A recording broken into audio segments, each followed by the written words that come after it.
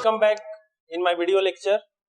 Last class में हम लोग टॉर्शन के लास्ट क्लास में हम लोग पढ़ चुके हैं कि टॉर्शन इक्वेशन क्या है, टॉर्शन इक्वेशन में क्या जंक्शंस हैं, टॉर्शन इक्वेशन में जो टर्म्स हैं टी क्या है, जे क्या है, टाउ क्या है, आर क्या है, जी क्या है, थीटा क्या है, एल क्या है, सारे टर्म को हम लोग लास्ट के वीडियो में पढ़ चुके हैं और उसका डेरिवेशन भी पढ़ चुके हैं कि टॉर्शन इक्वेशन कैसे डिराइव होता है, जो कि बहुत इंपॉर्टेंट है।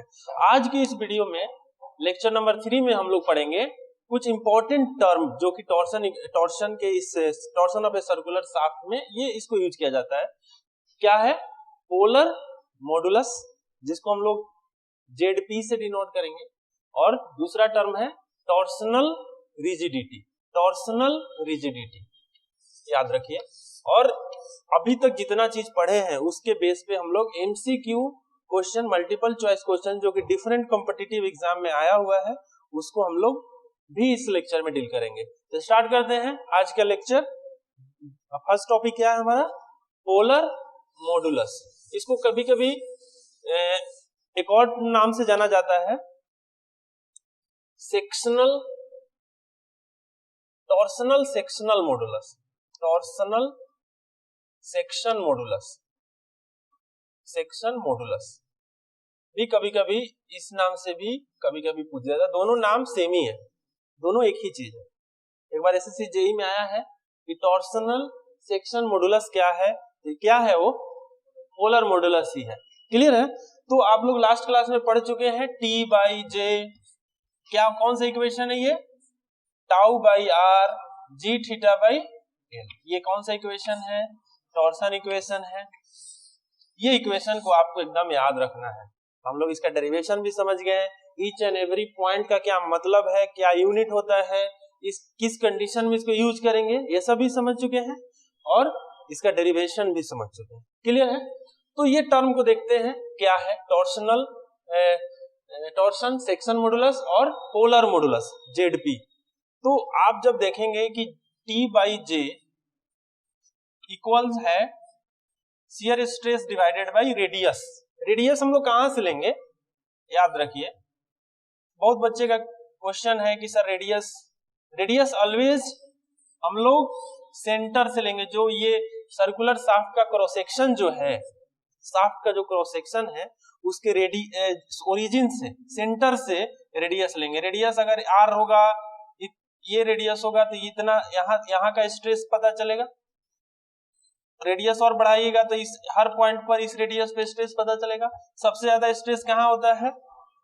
मैक्सिमम यहाँ होता है आउटर फाइबर पे सबसे ज्यादा रेडियस, क्योंकि ये रेडियस के डायरेक्टली आप प्रोपोर्शनल है शियर स्ट्रेस। तो यहां से टाउ जो होगा, चाहे टी बराबर कर लो, ये दोनों चीज बराबर है कि नहीं बराबर है? टॉर्सन इक्वेशन से देखिए ये दोनों बात बराबर है कि नहीं है ना? तो देखते हैं इसमें क्या आ रहा है। T by J tau by R, तो टी को हम लोग टी बराबर क्या हो जाएगा? Tau J by R. होगा कि नहीं होगा? होगा ना? क्लियर है? तो ये जो टर्म होता है, अगर मैक्सिमम रेडियस जब हम लेंगे जे बाई कैपिटल आर, ये अगर इसका रेडियस क्रॉस सेक्शन का जो रेडियस है कैपिटल आर है और डायमीटर डी है, डायमीटर अगर डी है तो आर बराबर यहां से क्या आएगा? आर बराबर डी बाई 2। होगा कि नहीं होगा? तो ये अगर आर लेंगे मैक्सिमम वाला आउटर फाइबर का, तो यहीं से जो जे बाई आर हुआ ना, जे बाई आर का जो टर्म है, इसी को हम लोग क्या बोलते हैं? Polar modulus. इसी को क्या बोलते हैं?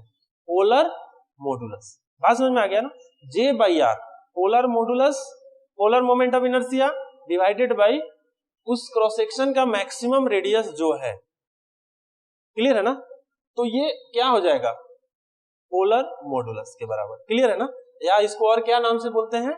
Torsion sectional modulus, torsion section modulus. तो अगर आप इसका मतलब क्या हुआ, तो यहां से टी बराबर क्या होगा? टी बराबर टाउ इंटू जेडपी। हुआ कि नहीं हुआ? आप जे बाई आर को किससे रिप्लेस कर दे रहे हैं? पोलर मॉडुलस से। तो टाउ तो है ही, और जे बाई आर को आप क्या बोल रहे हैं, पोलर मॉडुलस।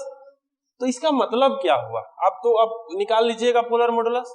इसका अगर पोलर मॉडुलस निकालना हो इस क्रॉस सेक्शन का तो कितना होगा, तो पहले क्या चाहिए पोलर मॉडुलस निकालने के लिए, जे चाहिए और मैक्सिमम रेडियस चाहिए। तो इसके लिए जे क्या है, पढ़े हैं ना आप लोग, जे क्या है पाई बाई 32 डी के पावर होता है ना जे, पोलर मोमेंट ऑफ इनर्शिया।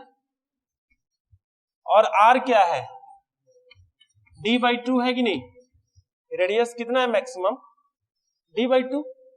तो पोलर मॉडुलस इसका क्या कितना निकल जाएगा, जे का वैल्यू रखिए पाई बाई 32 डी के power 4 divided by D by 2। इसको सोल्व कीजिएगा, 16 डी से कैंसिल 3 बचेगा, पाई बाई 16 डी के पावर 3।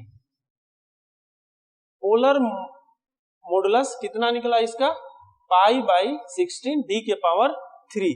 ये क्या था, सॉलिड शाफ्ट था, क्योंकि एक डायमीटर जिसमें दिया है इसका मतलब कौन सा शाफ्ट है, सॉलिड शाफ्ट। तो और इसका यूनिट देखिए, सबसे इंपॉर्टेंट चीज है, जेडपी का यूनिट क्या आया, देखिए डी के पावर क्यू है तो यूनिट क्या आएगा, mm के पावर 3 आएगा। बात समझ में आ गया।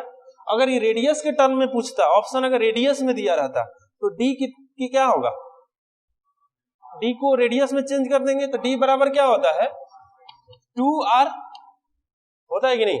तो अगर जेडपी अगर डायमीटर के फॉर्म में आ रहा है पाई बाई 16 डी के पावर क्यू, तो रेडियस के फॉर्म में क्या आएगा, पाई बाई 16 डी किसके बराबर है 2r के बराबर पावर क्यू। तो देखिए 8 हो जाएगा ना, और ये 2 बचेगा, तो पाई बाई 2 r के पावर क्यू। ये भी mm क्यू में ही आएगा और ये भी mm क्यू में ही आएगा। बात समझ में आ गया। तो हम लोग क्या सीखे कि पोलर मॉडुलस का क्या फॉर्मूला है निकालना, क्लियर है ना, उसका क्या यूनिट होता है, और एक सर्कुलर शाफ्ट के लिए, सर्कुलर सॉलिड शाफ्ट के लिए डी के फॉर्म में पोलर मॉडुलस का क्या वैल्यू रहेगा और रेडियस के फॉर्म में क्या वैल्यू रहेगा, आप निकाल दिया, क्लियर है ना। उसके बारे में ये भी समझेंगे आगे कि पोलर मॉडुलस का मतलब क्या है, पढ़ेंगे। पहले पोलर मॉडुलस निकालना सीखिए, उसके बाद हम लोग ये तो सॉलिड शाफ्ट के लिए निकाले थे, हॉलो शाफ्ट के लिए पोलर मॉडुलस कितना होगा। कभी आपको ऑब्जेक्टिव में पूछ देता है, 4 ऑप्शन दिया रहेगा, जैसे इसको ऑब्जेक्टिव में 4 ऑप्शन दिया रहेगा, pi by 16 D Q, pi by 32 D Q, pi by 2 D Q. अब बोलेगा कि सर्कुलर शाफ्ट जिसका डायमीटर डी है उसका पोलर मॉडुलस चारों में से कौन सा सही है। तो आपको पता है फॉर्मूला क्या है, जे बाई आर। जे आप निकालना जानते हैं, क्लियर है ना, और रेडियस से डिवाइड कर देना है, वो क्या बन जाएगा। ऐसे भी देखिए, इसका पावर mm4 है, इसका पावर mm है, सॉरी इसका यूनिट mm है, तो mm से mm4 कैंसिल होगा तो क्या होगा, mm क्यू बचेगा। तो यूनिट पे भी ध्यान देना है। अब ये पोलर मॉडुलस आपको निकालना हो किसके लिए, हॉलो शाफ्ट के लिए, हॉलो शाफ्ट के लिए, तब क्या होगा, निकल जाएगा कि नहीं निकलेगा, कि कंफ्यूज हो जाइएगा, निकल जाएगा ना। पोलर जैसे ही हॉलो शाफ्ट होगा उसका कितना डायमीटर हो जाएगा, 2 डायमीटर होगा। ये मटेरियल है, ये खाली जगह है, इसका सेंटर क्या होगा, यहां होगा, इसका 2 डायमीटर। ये कौन सा डायमीटर, आउटर डायमीटर DO। ये कौन सा डायमीटर, इनर डायमीटर, जिसको DI से डिनोट करेंगे, आउटर डायमीटर और इनर डायमीटर। तो इसका पोलर मॉडुलस पूछेगा ऑब्जेक्टिव में, तो पोलर मॉडुलस का सबसे पहले आप फॉर्मूला लिख लीजिए, क्या है, क्लियर है। जे पहले निकाल लीजिए, जे इसके लिए कितना जे का वैल्यू होगा, पाई बाई 32। ये भी स्टार्टिंग में फर्स्ट लेक्चर में बता दिए थे, डी के पावर 4 माइनस DI के पावर 4 होगा ना, mm के पावर होगा, होगा कि नहीं होगा। तो उसके बाद R का क्या फॉर्मूला होगा, R रेडियस, मैक्सिमम रेडियस, ये तो मिनिमम रेडियस होगा ना, DI/2 2 रेडियस है, एक DI/2, लेकिन यहां तो मटेरियल है ही नहीं। मैक्सिमम रेडियस क्या होगा, ये ना, यहां से ये दूरी ना, रेडियस है ना, एक रेडियस यहां भी है, देखिए ये रेडियस, ये रेडियस नहीं लेना है, कौन सा रेडियस लेना है, आउटर रेडियस, ठीक है ना। यहां से r का वैल्यू क्या आ गया, d0/2, बस आपका d0/2 आ गया यहां से। अब आपको क्या लिखना है, इसमें j का वैल्यू पता चल गया, r का वैल्यू पता चल गया, अब आपको क्या करना है, बस रख देना है। क्लियर है? तो चलिए π/32 d0 के पावर 4 माइनस di के पावर 4 डिवाइडेड बाई d0/2, ये 60। क्लियर है? अब इसको कभी कभी सिंप्लीफाई फॉर्म में दिया रहता है, यहाँ इसको मिटा देते हैं, सिंप्लीफाई करके ऑप्शन आपको ऐसा दिया रहेगा कि आपको कंफ्यूज करने के लिए, लेकिन आपको कंफ्यूज नहीं होना है। बात समझ में आया ना? कंफ्यूज करने के लिए ऑप्शन दिया रहेगा। देखिए किस तरह से ऑप्शन दिया रहेगा। एक तो यहां से जेडपी आपको आ गया कितना, π/16, नीचे क्या हो गया, ऊपर आया d0 के पावर 4 माइनस di के पावर 4 डिवाइडेड बाई d0, बचा कि नहीं, देखो d0 बचा हुआ है और 32, तो π/16 इतना बचा। ये भी ऑप्शन 4 को रहेगा तो आप आसान से कर लीजिए, लेकिन इसको देखिए कैसे और आगे बढ़ाएगा, इसमें से d0/4 को बाहर निकालेगा, कॉमन लेगा, π/16 d0 तो ऑलरेडी नीचे है ही, d0 के पावर 4 अगर कॉमन लीजिएगा तो क्या बचेगा, 1 माइनस di d0/4 का होल पावर। क्लियर? तो आप देखिए d0 से एक d0 कटेगा तो 3 बचेगा, तो π/16 d0³ 1 माइनस k के power 4, k where k is the ratio of internal diameter divided by external diameter। Clear है ना? तो इस तरह से भी ऑप्शन दिया रहेगा, k के फॉर्म में भी दिया रहेगा, लेकिन k के बारे में दे दिया, k क्या है, the ratio of internal diameter and to the outer diameter का रेशियो है। तो ये रेशियो का वैल्यू 1 से ज्यादा रहेगा कि 1 से कम रहेगा, बताइए। कम होगा, क्योंकि इसका जो नीचे वाला डिनोमिनेटर है वो बड़ा है और न्यूमरेटर कम है। क्लियर है ना? तो ये k का वैल्यू हमेशा देखिएगा तो 1 से क्या होगा, कम होगा। अगर 1 से ज्यादा है इसका मतलब क्वेश्चन गलत है, चाहे आप गलती कर रहे हैं। क्लियर है ना? तो ये आप समझ गए कि किस फॉर्म में दिया रहेगा, निकाल सकते हैं, ये सब फॉर्मूला आपका बन रहा है। क्लियर है? तो हॉलो शाफ्ट के लिए भी आपको पता चल गया और सॉलिड शाफ्ट। तो अगर मतलब इसका क्या है, अब तो समझिए कि इसका मतलब क्या है। T बराबर हमारा क्या आया था, टाउ इंटू जेड, यही फॉर्मूला आया था ना।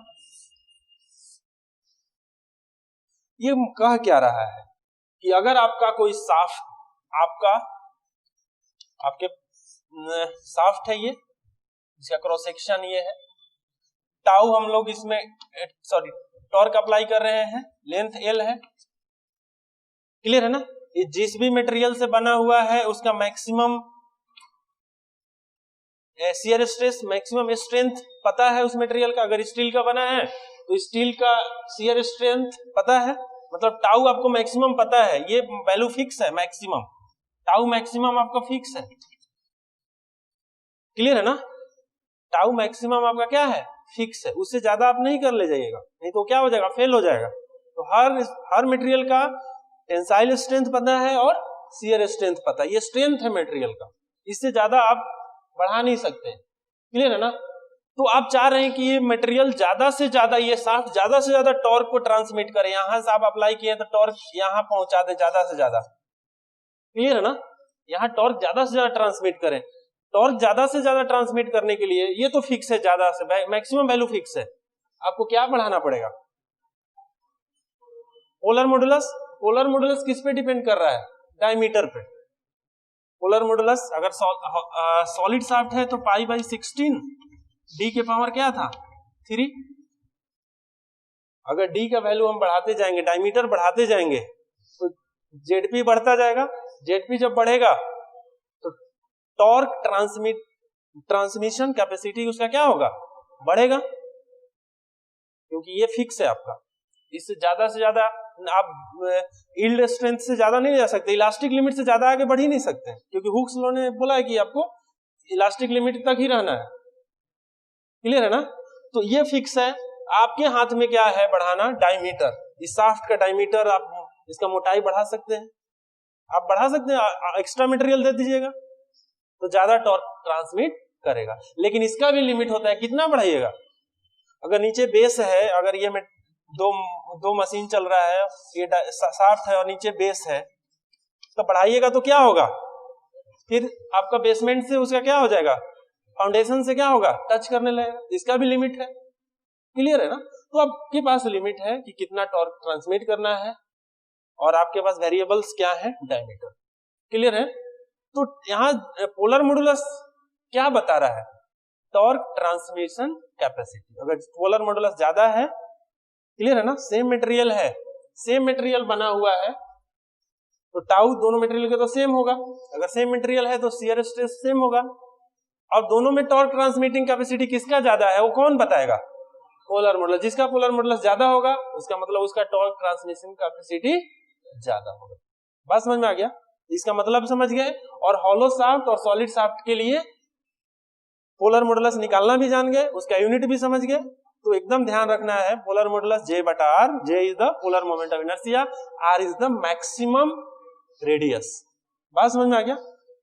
चल नेक्स्ट टॉपिक हमारा है टॉर्सनल रिजिडिटी।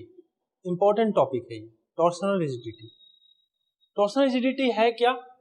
तो हम लोग टॉर्सन इक्वेशन में देखे थे T/J tau by R G theta by L, ये टॉर्सन इक्वेशन था। क्लियर है ना? जब हम लोग ये दोनों को जब बराबर किए थे तो क्या आया था? Polar modulus. अब ये और इसको बराबर करेंगे, फर्स्ट और थर्ड को बराबर करेंगे, तो देखते हैं एक नया टर्म आता है जिसका नाम क्या है? Torsional rigidity. देखते हैं क्या होता है torsional rigidity. T/J G theta by L, इसको बराबर कीजिए तो T बराबर डिवाइडेड बाई थीटा, ये क्या हो जाएगा? G, J इधर चल जाएगा, L। इसी T/थीटा को क्या बोलता है? Torsional rigidity. T/थीटा को क्या बोलता है? Torsional rigidity. तो टॉर्सनल रिजिडिटी का क्या है? T/थीटा। इसका मतलब क्या है? टॉर्सनल रिजिडिटी का मतलब क्या है? यहां देखते हैं कि आप ये एंगल ऑफ ट्विस्ट आप देखे थे, वहां हम लोग बताए थे थीटा एंगल ऑफ ट्विस्ट हो रहा है अगर T टॉर्क अप्लाई कर रहे हैं तो ये टॉर्क, ये एंगल ऑफ ट्विस्ट है, ये टॉर्क है। क्लियर है ना? अब लेंथ, यहां लेंथ वाला भी है, लेंथ अगर यूनिटी रखेंगे तो ये क्या हो जाएगा? ये किसके बराबर हो जाएगा? G/J के बराबर हो जाएगा। जब लेंथ को क्या रखेंगे? 1 मीटर यूनिट रखेंगे तो KT इक्वल्स टू T/थीटा, और किसके बराबर हो जाएगा? G/J के बराबर। तो क्या कह रहा है कि 1 यूनिट लेंथ के शाफ्ट में, 1 यूनिट लेंथ के शाफ्ट को यूनिट ट्विस्ट देने में जितना टॉर्क का आवश्यकता होगा, 1 यूनिट, समझिए 1 यूनिट लेंथ के शाफ्ट को 1 यूनिट ट्विस्ट करने में, 1 यूनिट से ट्विस्ट करने में जितना टॉर्क का जरूरत पड़ेगा, उसी को क्या बोलते हैं हम लोग? Torsional rigidity. Torsional rigidity clear है ना? KT, torsional rigidity KT। 1 degree से 1 रेडियन से ट्विस्ट करने में, यूनिट लेंथ के शाफ्ट को जितना टॉर्क का जरूरत पड़ेगा उसको हम लोग क्या बोलेंगे? Torsional rigidity. मान लीजिए ये शाफ्ट है, 1 मीटर का लेंथ है, 1 रेडियन से ट्विस्ट कोई करेगा, मुझे इसका हाथ को कितना से उसको ट्विस्ट करना है? 1 रेडियन से। उसको जितना टॉर्क अप्लाई करेगा वो किसके बराबर होगा? टॉर्सनल रिजिडिटी के बराबर। इसका मतलब क्या है? टॉर्सनल रिजिडिटी ज्यादा कब होगा? जब एंगल ऑफ ट्विस्ट कम होगा, क्योंकि इनवर्सली प्रोपोर्शनल है। एंगल ऑफ ट्विस्ट कम है, इसका मतलब उस शाफ्ट का टॉर्सनल रिजिडिटी ज्यादा है। मतलब कोई मुझे ट्विस्ट कम कर पा रहा है, टॉर्क बहुत लगा रहा है लेकिन ट्विस्ट क्या हो रहा है? बहुत कम कर पा रहा है, तो हमारा इसका रिजिडिटी क्या है? ज्यादा है। तो शाफ्ट क्या होना चाहिए? हम लोग का मकसद क्या होना चाहिए कि एंगल ऑफ ट्विस्ट कम से कम हो ताकि टॉर्सनल रिजिडिटी ज्यादा से ज्यादा हो सके। क्लियर है ना? तो टॉर्सनल रिजिडिटी वही है कि आप शाफ्ट कितना स्ट्रेंथ है, शाफ्ट में कितना रिजिडिटी है, स्ट्रेंथ कितना है, कि वो मुड़ नहीं रहा है, कम से कम एंगल ट्विस्ट हो रहा है। क्लियर? एंगुलर ट्विस्ट कम से कम हो रहा है, ज्यादा से ज्यादा टॉर्क है और एंगल क्या है, कम से कम है, तो टॉर्सनल रिजिडिटी क्या आ जाएगा, ज्यादा आएगा, मैक्सिमम बहुत ज्यादा आएगा। हम यही चाहते हैं, हमारा मकसद क्या होता है कि शाफ्ट का टॉर्सनल रिजिडिटी क्या हो, ज्यादा से ज्यादा। क्लियर है ना? तो पावर को ट्रांसमिट स्मूथली कर पाएगा। क्लियर है ना? ज्यादा से ज्यादा पावर ट्रांसमिट कर पाएगा, फेल नहीं होगा। क्लियर है ना? तो ये सारा चीज था हमारा टॉर्सनल रिजिडिटी के बारे में।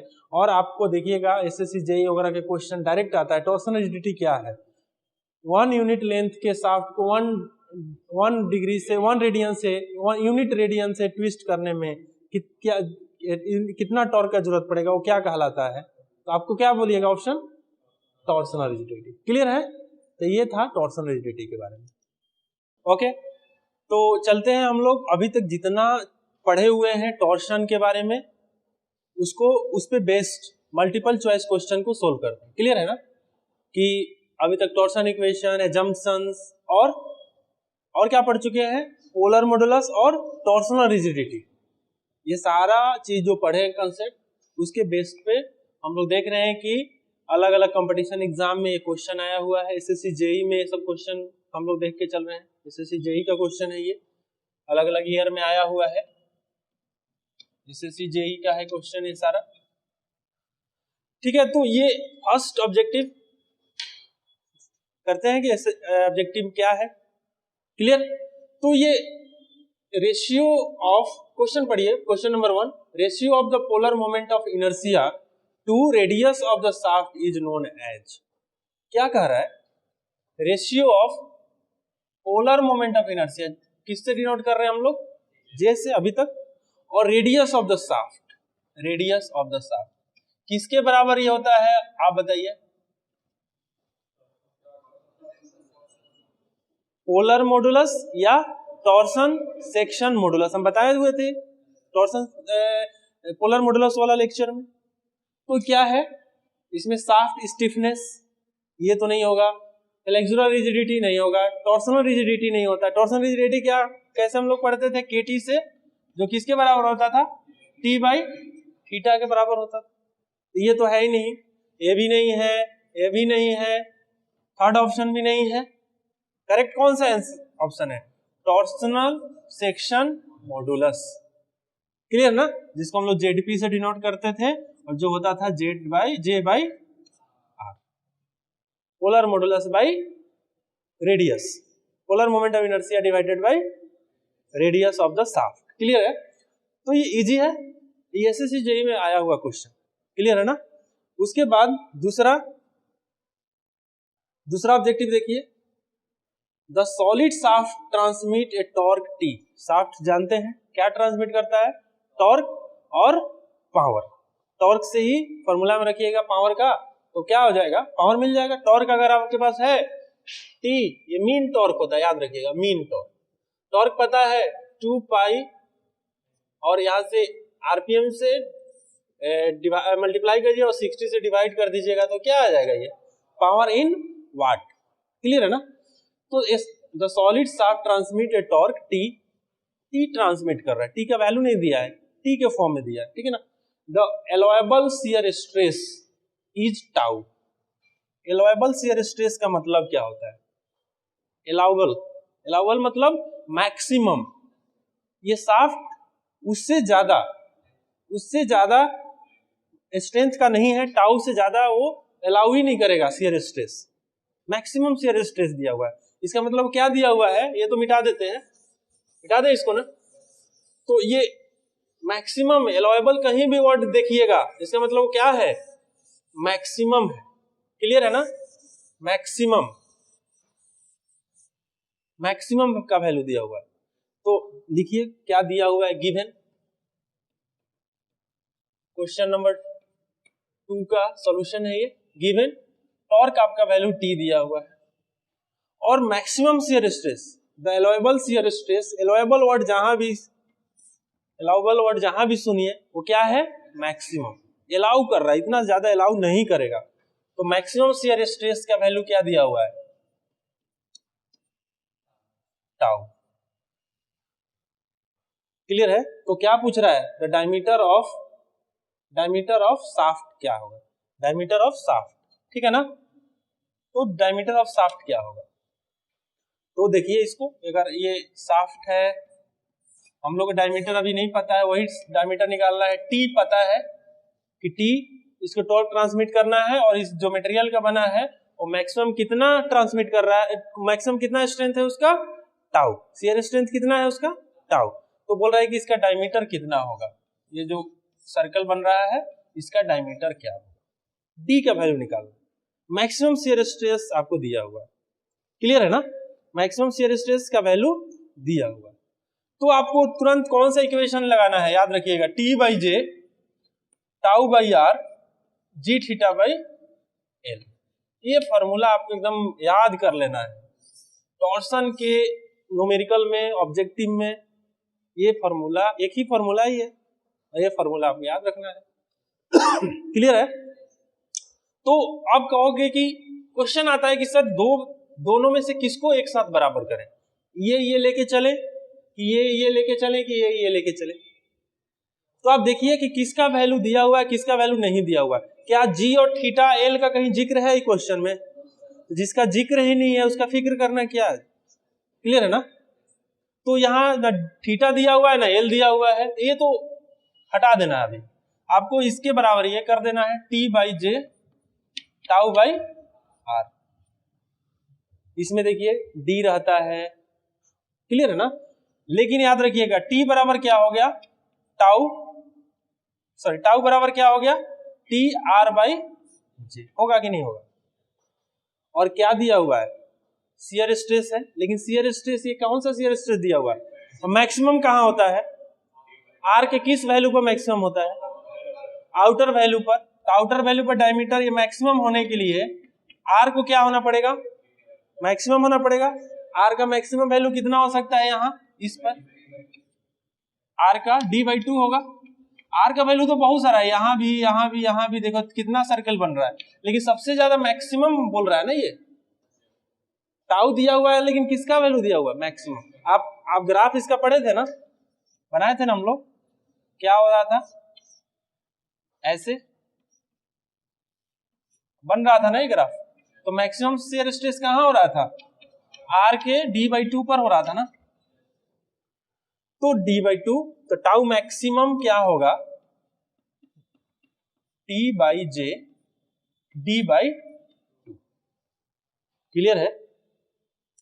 तो आपको ये मैक्सिमम का वैल्यू क्या दिया हुआ है बताइए, मैक्सिमम का वैल्यू क्या दिया हुआ है। ये मैक्सिमम को किससे डिनोट करने के लिए बोल रहा है, टाउ से। ये मैक्सिमम का वैल्यू किससे डिनोट करने के लिए बोल रहा है, टाउ। टाउ का वैल्यू पता चल गया। टी जे क्या होता है, पाई बाई 32 डी के पावर 4। ये तो फॉर्मूला याद है आपको, ये डी बाई 2 है ही। देखिए 16, एक डी से 3, एक डी कटेगा तो 3 डी बचेगा। तो यहां से क्या हो गया, क्या बच गया, टी।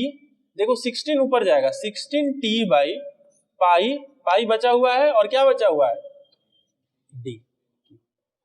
4 को डी था, एगो डी कैंसिल हो गया, 16 नीचे था, आप ऊपर चला जाएगा। अब यहां से आपको डी निकालना है, क्योंकि ये टी दिया हुआ है, टाउ दिया हुआ है, निकालना क्या है, डी। तो डी को इधर लाओगे तो 16 T by pi into tau बचेगा, और तो डी क्या बचेगा, 16 T by pi into tau और 3, 1/3। 1/3 को इस तरह से लिख सकते हैं। आप इसमें देखिए ऑप्शन कौन सा सही है, फर्स्ट ऑप्शन सही है, यही मिलाना है। क्योंकि देखिए 3 तो सब में है, लेकिन ऊपर क्या है, 16 है। 16 बस देखना है किसमें है, इसमें नहीं है, इसमें नहीं है, इसमें नहीं है, तो किसमें है, इसमें। बात समझ में आ गया? याद रखिएगा इसमें मैक्सिमम शियर स्ट्रेस का वैल्यू टाउ दिया, और मैक्सिमम कहां होता है, आउटर पे। सबसे ज्यादा रेडियस जहां मैक्सिमम होगा वही मैक्सिमम शियर स्ट्रेस। बात समझ में आ गया? ठीक है, नेक्स्ट। तीसरा ऑब्जेक्टिव क्वेश्चन क्या है, the torque producing a unit twist in A shaft of unit length. बात समझिए क्या है, unit twist in A shaft of unit length. एक शाफ्ट है, ये किसका, हम लोग पहले समझिए किस में हो सकता है, nominal torque, maximum torque, torsional rigidity, normal torque, 4 option आपके पास है। तो आप ये इस तरह का फॉर्मूला हम लोग कहाँ पढ़े थे, याद कीजिए, टॉर्सनल रिजिडिटी में पढ़े थे। वो क्या था टॉर्सनल रिजिडिटी, कि यूनिट लेंथ के शाफ्ट को यूनिट ट्विस्ट करने में, 1 रेडियन से ट्विस्ट करने में, 1 मीटर के शाफ्ट को 1 रेडियन से ट्विस्ट करने में जितना टॉर्क की जरूरत पड़ेगा उसी को क्या बोलेंगे, टॉर्सनल रिजिडिटी। KT किससे डिनोट करते थे हम लोग, KT, T/थीटा for a unit length shaft. Clear है ना, मतलब यूनिट लेंथ के शाफ्ट को यूनिट ट्विस्ट, क्योंकि ये twist per unit angle of twist है ना, तो यूनिट ट्विस्ट के लिए कितना टॉर्क की आवश्यकता पड़ेगा उसी को हम लोग क्या बोलते हैं, टॉर्सनल रिजिडिटी। अगर ये ज्यादा टॉर्सनल रिजिडिटी आ रहा है इसका मतलब ये वाला कम है। क्लियर है ना, तो आपको पता है सारा चीज, तो इसमें ऑप्शन कौन सा सही होगा, 3rd नंबर। टॉर्सनल रिजिडिटी का क्या डेफिनेशन है कि यूनिट लेंथ के शाफ्ट को यूनिट रेडियन से ट्विस्ट करने में कितना टॉर्क का जरूरत पड़ेगा उसी को क्या बोलते हैं, टॉर्सनल रिजिडिटी। डिफॉर्मेशन कम से कम होना चाहिए। क्लियर है ना, जिस तरह से आप फोर्स को डिफाइन करते हैं कि 1 kg के ऑब्जेक्ट को 1 मीटर पर सेकेंड स्क्वायर एक्सेलरेट करने में जितना फोर्स की जरूरत पड़ता है उसी को हम लोग क्या बोलते हैं, 1 न्यूटन के बराबर बोलते हैं। 1 न्यूटन को कैसे डिफाइन करते हैं कि 1 kg के ऑब्जेक्ट को 1 मीटर पर सेकेंड स्क्वायर से एक्सेलरेट करने में, त्वरित करने में, ठीक है ना, त्वरण होता है ना एक्सेलरेशन का, तो कितना फोर्स की जरूरत पड़ता है, 1 न्यूटन। क्लियर है ना, उसी तरह ये आपका है। चलिए ये क्लियर, आगे बढ़े। तो चौथा नंबर क्या ऑब्जेक्टिव है, ये SSC JEE 2012 में आया हुआ है।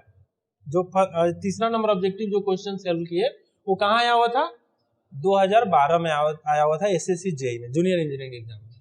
चौथा, ये solid shaft transmit 44 kilowatt power. कितना पावर ट्रांसमिट कर रहा है, 44 किलोवाट एट कितना RPS पे, आ गया RPS, RPM, RPS, ये ध्यान रखना है। सबसे ज्यादा दिक्कत, सबसे ज्यादा बच्चे जो आंसर गलत करते हैं वो यूनिट में कन्वर्जन के और यूनिट को ध्यान ना रखने के चलते होता है। तो इस तरह से आपको पावर दिया हुआ है, देखिए गिवन क्या दिया हुआ है, पावर क्या कितना दिया हुआ है, 44 किलोवाट। अब बहुत बच्चे ये सोचते हैं कि अरे इसमें तो कैलकुलेटर की जरूरत पड़ेगा, लेकिन आप जब आगे बढ़ते हैं तो देखते हैं कि कैलकुलेटर की जरूरत नहीं पड़ता है। क्लियर है ना। उसके बाद RPM, स्पीड दिया हुआ है, स्पीड किस में दिया हुआ है, RPS में दिया हुआ है, याद रखिएगा RPM में नहीं दिया हुआ है। अगर ये RPM में रहता तो 60 से यही डिवाइड कर लेते और इसको किस में बदलते, RPS में, लेकिन ऑलरेडी आपका एक स्टेप करके दिया हुआ। क्लियर है, तो आपको निकालना क्या है, कैलकुलेट टॉर्क। तो पावर और टॉर्क में क्या रिलेशन है आपको बताए हुए थे, 2 पाई एन टी, क्या 60 से डिवाइड होगा, नहीं। क्लियर ना, ये लेकिन किसका है, जूल पर सेकेंड का। क्लियर है ना। अब पावर आपका किस में दिया है, किलो वाट में दिया हुआ है, ये वाट में था, जूल पर सेकेंड को आप वाट में लिख सकते हैं, 1 जूल पर सेकेंड बराबर 1 वाट। तो लेकिन आपका पावर किस में दिया हुआ है, किलो वाट में दिया हुआ है, तो 1 किलो वाट में कितना वाट, 1000। तो आप 44 इंटू 10⁻3, अब ये भी वाट में आ गया, 2 पाई है ही, पाई का मान कितना लिख सकते हैं, 22/7, एन कितना है आपका 700 और यहां से टी। अब कुछ नहीं करना है आपको, सिंपली ये 700 है, ये 100 हुआ, ये देखो 22 और 44 हुआ, 44 इधर आ गया, और देखो 100 है इधर, यहाँ 1000 है, तो एक केवल 10 बचेगा, तो यहां से टी कितना आपका आ गया 10 न्यूटन मीटर, क्योंकि टॉर्क का यूनिट क्या होता है न्यूटन मीटर। देखो कितना छोटा स्पेस में बन गया। अब बहुत लड़के क्वेश्चन को देखते हैं इसमें कैलकुलेटर की जरूरत पड़ेगा छोड़ देते हैं, लेकिन इसमें कहीं कैलकुलेटर की जरूरत पड़ा, सिंपल है। तो कितना आंसर होगा 10। 10 कहाँ है, यहां भी 10 है, यहां भी 10 है, बाई मिस्टेक लिखा हुआ है, लेकिन यहाँ कहीं ना कहीं 10 ऑप्शन होगा और कहीं कहीं दूसरा ऑप्शन होगा 50। क्लियर है ना, तो जो 10 वाला होगा वही सही है। क्लियर है, बात समझ में आ गया। तो आप सिंपल पावर और टॉर्क में क्या रिलेशन है उसमें इसको रखना है। पावर दिया हुआ है, टॉर्क पूछ रहा है, स्पीड दे दिया है, 3 चीज में से 2 दिया हुआ रहेगा, तीसरा पूछ देगा। बात समझ में आ गया। एन और टी दे देगा तो पावर पूछ देगा। क्लियर है। तो इस तरह से आप देख रहे हैं कि ऑब्जेक्टिव क्वेश्चन, अगर आप कंसेप्ट जानते हैं, वीडियो मेरा पीछे का सारा लेक्चर का वीडियो सुने हुए हैं और अच्छे से समझे हुए हैं, तो ये क्वेश्चन बहुत ही इजीली आप सोल्व कर सकते हैं। और ये क्वेश्चन एसएससी जेई में आया हुआ क्वेश्चन है। क्लियर है। अगला ऑब्जेक्टिव देखते हैं। The shear stress at the center of circular shaft under torsion is, क्या है, the shear stress at the center of circular shaft under torsion is, क्या होगा, मैक्सिमम, मिनिमम, जीरो, अनप्रिडिक्टेबल। 2014 में आया हुआ है क्वेश्चन एसएससी जेईई में। बहुत बहुत टफ क्वेश्चन है। आप लेक्चर में सुने होंगे कि हम लोग ने एक डायग्राम भी बनाया था कि सेंटर पे क्या होता है जीरो, और सेंटर से जैसे ही आगे बढ़ते हैं शियर स्ट्रेस का वैल्यू लिनियरली बढ़ता है। कैसा बढ़ता है, लिनियरली बढ़ता है, और मैक्सिमम कहाँ हो जाता है, आउटर पे। क्लियर है। तो ये सेंटर पे पूछ रहा है, सेंटर पे कितना वैल्यू है, जीरो, तो आंसर क्या होगा, जीरो। अगर यहाँ सेंटर पे ना पूछ के आउटर मोस्ट फाइबर पे पूछता है, यहाँ का वैल्यू आउटर मोस्ट, सबसे दूरी पर, तो कौन सा ऑप्शन हो जाता, ए ऑप्शन होता है सही। अगर एक चीज देखिए, इससे 3 क्वेश्चन बनता है, सेंटर पर क्या होगा, सबसे आउटर पे क्या होगा, और इसका ग्राफ कैसा होगा, लिनियरली होगा कि पैराबोलिक होगा, तो कैसा होगा, लिनियर। तो 3 ऑब्जेक्टिव आप यहीं से आप क्वेश्चन आपका आ गया। क्लियर है ना, वो बताने की जरूरत नहीं है। क्लियर है ना, आप 5-6 जो ऑब्जेक्टिव कराऊंगा इसी से आपको बहुत सारा का कंसेप्ट क्लियर हो जाए। नेक्स्ट ऑब्जेक्टिव, चलिए फटाफट। तो आप देख रहे हैं ना कि इजी क्वेश्चन आता है, अगर कंसेप्ट क्लियर है तो आप एसएससी जेईई का भी क्वेश्चन आप इजीली सोल्व कर पा रहे हैं। Next, torsional rigidity of a circular shaft of diameter d is proportional to torsional rigidity क्या है। क्वेश्चन नंबर 6 का सॉल्यूशन देख लीजिए आप, यहाँ आप आराम से इसको सोल्व कर सकते हैं। टॉर्सनल रिजिडिटी का क्या फॉर्मूला है, जीजे आया था ना, तो ये किसके बराबर होता था, टी बाई थीटा के बराबर होता था ना, फॉर यूनिट लेंथ।